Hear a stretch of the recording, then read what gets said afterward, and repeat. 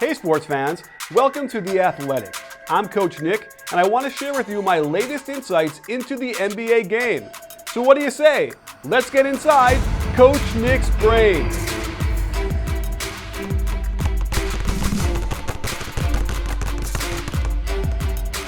After a furious few weeks of free agency this year, there's no other word to describe it other than insane. In fact, it's been the craziest offseason we've had probably ever. And it's time to take a look at all the deals and trades to figure out which team takes the prize for best moves in the offseason. I love how Portland upgraded their starting front court by re-signing Rodney Hood and adding Bazemore, Whiteside, Hezonja, and Tolliver. They're better now. The Sixers don't have to worry about Horford guarding Embiid anymore, and I like replacing Redick in the starting lineup with a more versatile player in Josh Richardson. But let's get to the list of the top 3 teams whose front offices made the best moves. At number 3, we have a tie, and they just happen to be interconnected. The Lakers trade for Anthony Davis kicked everything off, pairing LeBron James with another top 5 player in the league. I expect them to use horns a lot with both Davis and LeBron at the elbows, putting tons of pressure on the defense. And Vogel's offense has clever sets to get low post position for Anthony Davis to go to work. But the Lakers didn't stop there, with a smorgasbord of veteran players who can help space the floor, like Danny Green and Quinn Cook, who should get plenty of open shots when the defense tries to collapse on James and Davis.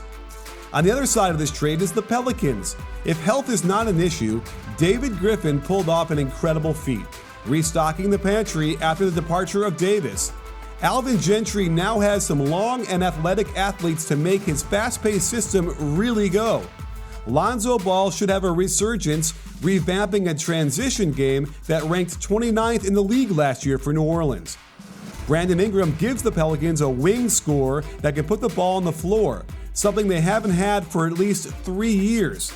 This clever set off the pick and roll adds some misdirection with the Iverson cut and should get Ingram some open threes, as well as the 21 series as they hand off into a ball screen to get him open from behind the arc, where he shot over 40% the last 17 games of the season last year.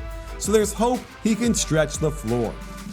Add to that elite shooting from JJ Redick, who had to dribble way too much in Philadelphia, and I anticipate him getting back to his elite catch and shoot shots that will get his percentage from 3 back above 40%.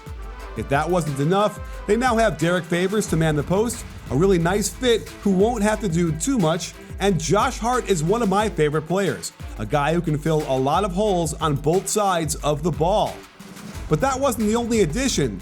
With the number 1 pick, they've got the Rookie of the Year, someone I'm confident will easily average a double-double and give us the sort of highlights that Anthony Davis himself used to thrill the crowds with. And it looks like they scored again with the Jackson Hayes pick, a perfect modern center in the Clint Capella mold, who's already ahead of Capella at the same stage in their careers.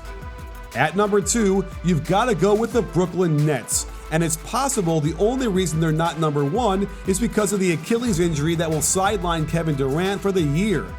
But adding Kyrie Irving to a squad that was 6th in the East and has a really nice young nucleus of players should vault them into the upper division.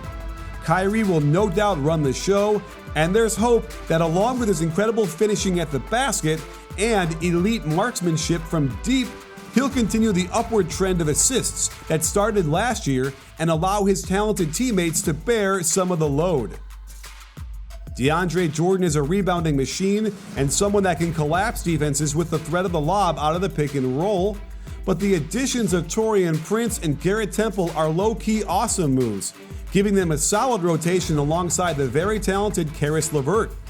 Throw all these guys in with Spencer Dinwiddie and Jarrett Allen, and you'll see this team at the top of the East. Oh yeah, and then they'll add Kevin Durant to the team, placing them in title contention overnight.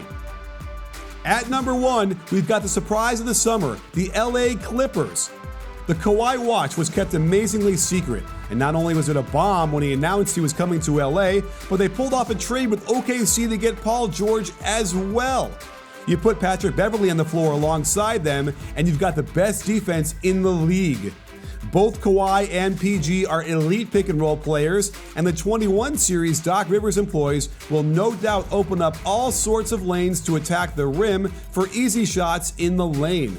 On top of that, they've got sharpshooters in Landry Shamet and Patrick Beverley to provide ample spacing and make the defense pay for helping off of them. As if that wasn't enough, they still have Lou Williams, the reigning sixth man of the year and a walking bucket the minute he steps on the floor. Alongside Montrezl Harrell, a beast of a big man, and the Clippers went from being in playoff purgatory as the 8th seed stuck in mediocrity for years to the prohibitive favorites to win the NBA title next June. I don't know about you, but I cannot wait to see what's going to happen this season, considering that the past few weeks have been the craziest, most exciting offseason the NBA has ever seen.